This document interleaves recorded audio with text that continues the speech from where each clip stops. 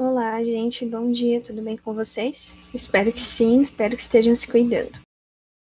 Hoje a gente vai começar a falar sobre um outro tipo de massa clássica da confeitaria. Relembrando que a gente já conversou sobre outro tipo de massa muito importante, que é a massa de bolo, né? Então a gente falou sobre massas cremosas e espumosas. Hoje a gente vai falar um pouquinho sobre as massas quebradas, quebradiças ou secas, tá? Ou, como vocês devem conhecer, massa podre, tá? A diferença principal são os ingredientes que a gente usa nesse tipo de massa, que são diferentes dos ingredientes que a gente usa nas massas de empada, tá? Porque a massa de empada normalmente ela não tem ovos e ela leva uma gordura como banha, né? Nessas massas aqui a gente leva outros tipos de gordura, podendo usar banha também, tá? Mas por que eu falo que banha não é tão comum? Lembrando porque ela tem um sabor específico, tá? Não tenho nada contra a banha, acho uma delícia, mas ela tem um sabor muito específico e isso pode gerar problemas aí no gosto da minha massa. Então vamos lá. Quais são os ingredientes principais de uma massa quebrada, quebradiça ou seca? Farinhas, gordura, líquidos, ovos, açúcar, fermentos e sal. Esses são alguns ingredientes que podem aparecer na minha receita, tá? Normalmente, os mais comuns são as farinhas, né? Se eu for usar só farinha de trigo ou mais de uma, ou for substituir, a gordura, o ovo, o açúcar e o sal. Nem sempre as minhas receitas de massas secas vão ter aí, junto na sua composição, líquidos e fermentos, tá? Então, é comum vocês encontrarem elas só com as farinhas, gorduras, ovos, açúcar e sal. É comum que vocês encontrem dessa forma. Vamos falar um pouquinho sobre o que cada um deles faz dentro da minha receita. Começando pela farinha, né? Cuidado com o desenvolvimento do glúten, né? Lembra disso, a gente não gosta de glúten na confeitaria. Glúten é ótimo para panificação, mas para confeitaria ele não nos ajuda em nada, né? Ele só atrapalha. Então, se a gente gerar glúten, né, em alguma das nossas massas, elas vão ficar uma textura mais dura, elas vão encolher no forno e não vai ficar aquela tortinha bem bonitinha, tá? A gordura das farinhas tem que tomar cuidado também, lembre-se disso. Então, pode substituir? Pode, não tem problema. A mais comum, a mais fácil de substituir é a farinha de arroz, tem as propriedades mais parecidas com a farinha de trigo e não tem o glúten. Ah, mas eu quero colocar um mix de farinha. Tudo bem. Cuidado com o sabor e cuidado com a gordura. Então, se for usar uma farinha de alguma castanha, né? Então, vai ter uma quantidade de gordura maior, você vai ter que tirar e substituir com a gordura tradicional da sua massa, senão vai ficar muita gordura e aí a sua massa ela não vai dar certo, né? Ela vai ter uma quantidade de gordura que não vai ser eficiente na hora de cozinhar essa massa. E o amido das farinhas, né? Como eu falei, a mais parecida é a farinha de arroz, mas também cuidado com outras farinhas que têm uma quantidade de amido maior, né? Principalmente se a gente for pensar no, vamos supor, um amido da mandioca, né? A goma. Então a goma ela tem uma estrutura bastante diferente do amido tradicional, ela é mais forte e tudo mais.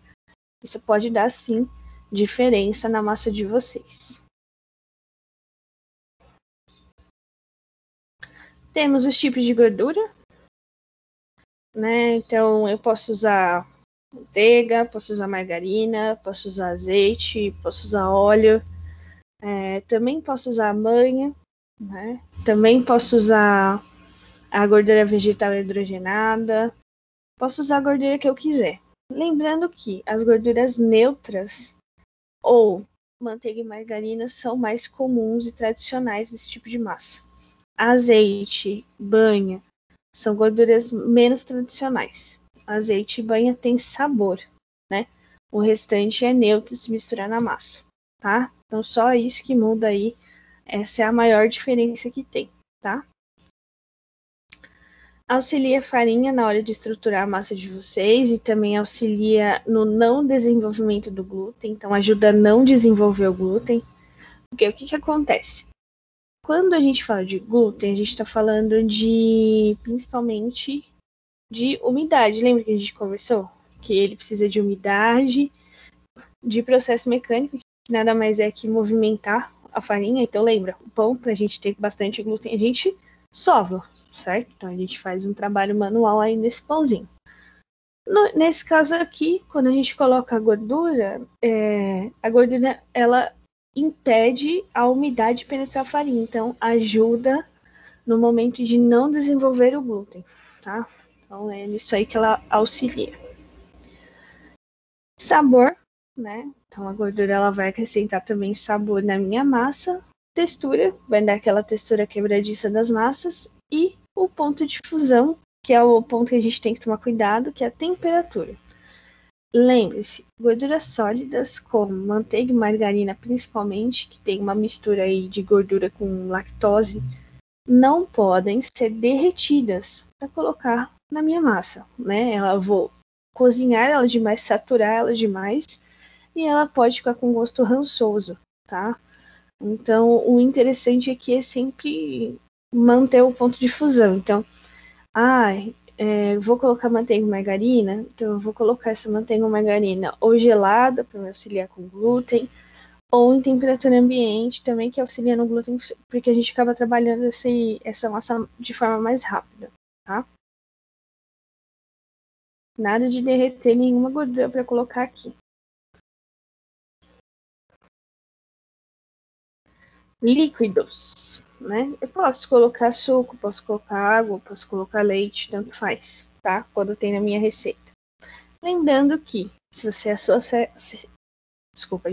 receita é neutra, ela precisa de um líquido neutro, água, tá? Em sua maioria. Eu quero tentar fazer uma receita com suco de laranja, posso? Pode, mas lembre-se, vai acrescentar sabor, tá? Ela serve principalmente para hidratar o amido da farinha, então auxilia na hidratação da farinha. A cozinhar sua massa, então ajuda a cozinhar, porque quando chega a 100 graus ele começa a ferver, e aí auxilia no cozimento da massa de vocês. A textura também, tá? Costuma ser massas mais quebradiças, sabe? Não posso explicar. A gente tem as massas mais crocantes e aquelas que derretem mais facilmente na boca. Quando a gente tem líquido, normalmente ela derrete mais fácil na boca do que é crocante, tá? E sabor, né? Então, se você for usar um líquido que tenha sabor, você vai acrescentar aí sabor na massa também. Como o leite, por exemplo, né? A gente já conversou que o leite tem a lactose, que é gordura, então acrescenta sabor. Os ovos. Então, a gente tem aí dois, né? O ovo ele tem dois componentes importantes, a gema e a clara, né? A gema por conta do emulsificante da gordura, que vai acrescentar textura e sabor, então o emulsificante vai auxiliar em manter todos os meus ingredientes juntinhos e a minha massa perfeita, e vai acrescentar sabor por conta da gordura. E a clara nada mais é do que água e proteína, tá? Lembrando, a água vai hidratar e a proteína vai coagular, então vai ajudar a estruturar a minha massa, então vai ajudar ela a ficar firminha, tá?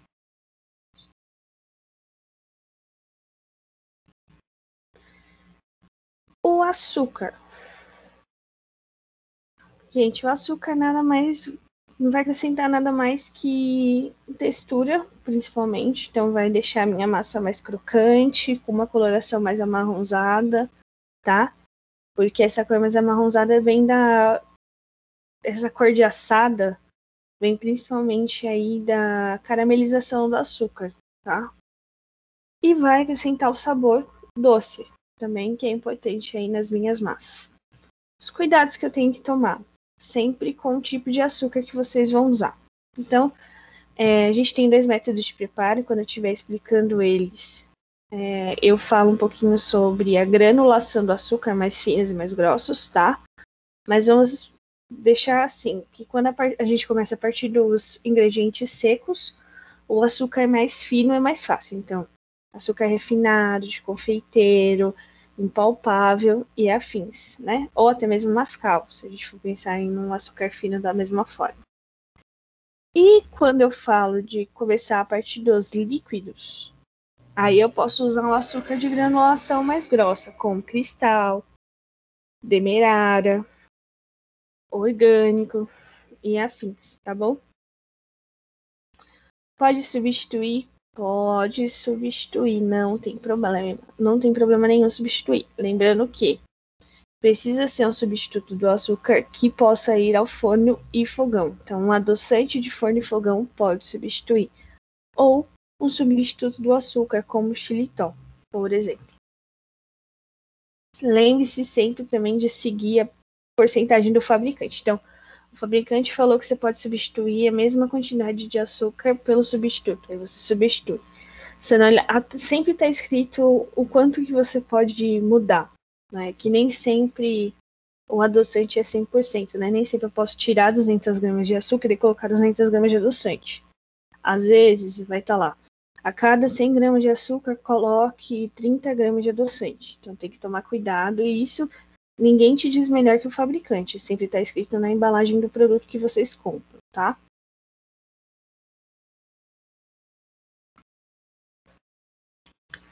O fermento químico, né, que principalmente vai acrescentar textura nas receitas que ele aparece. Ele deixa também a massa um pouquinho mais aquela que derrete na boca, tá? E tem que tomar cuidado para não usar muito. Se vocês usarem muito, a massa de vocês vai ficar muito firme, né? Então não é interessante. Então tem que tomar bastante cuidado na hora de usar.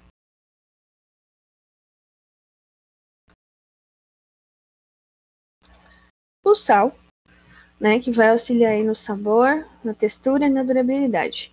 A textura porque ele tem a mesma função do açúcar, ele é hipossolúvel, né? Então ele absorve bastante umidade e retém essa umidade na massa. Né? Até esqueci de falar sobre isso quando a gente estava falando do açúcar, mas os dois têm a mesma função. Então eles retêm o líquido na massa, dessa forma ela cozinha muito melhor, tá?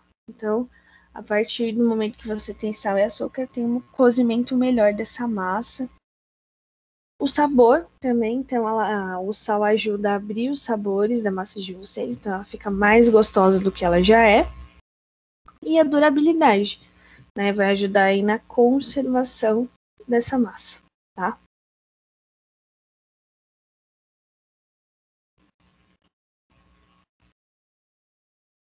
Outros ingredientes que a gente pode usar também nas nossas receitas são produtos como as farinhas da oleaginosas, produtos com grande acidez, especiarias, extratos aromáticos, tá?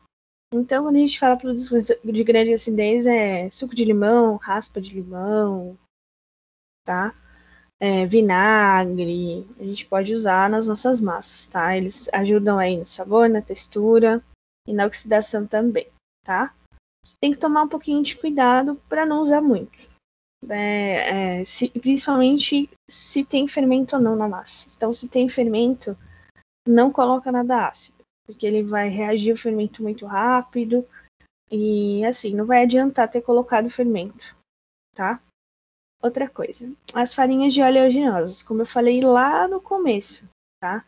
Sempre tomem cuidado com a porcentagem de gordura. Se vocês colocarem muita gordura, não vai ficar boa a massa de vocês. A massa não vai ficar boa, vai ficar esquisita, tá? Então, ou ela vai ficar quebradiça demais, ou engordurada demais na boca, ou com gosto até mesmo de ranço. Então, tem que tomar bastante cuidado, tá? Especiarias. O que eu quero dizer com especiarias? Pó de cravo, pó de canela, curry, entre outros temperos aí que vocês encontram. Pode usar até a imaginação, não tem problema nenhum. O que tem que tomar cuidado é com o sabor. Né? Lembre-se que qualquer coisa que você acrescentar ali vai ter um sabor diferenciado. E extratos aromáticos ou essências aromáticas, tanto faz. Vocês podem acrescentar também.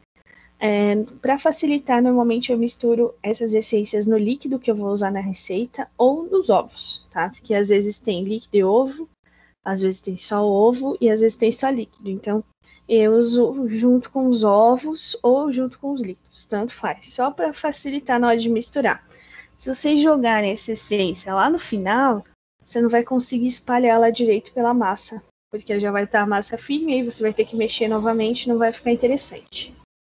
Então tomem cuidado com isso e acrescentem sempre de forma que facilite a vida de vocês. Então acrescentar nos líquidos ou nos ovos faz sentido, tá?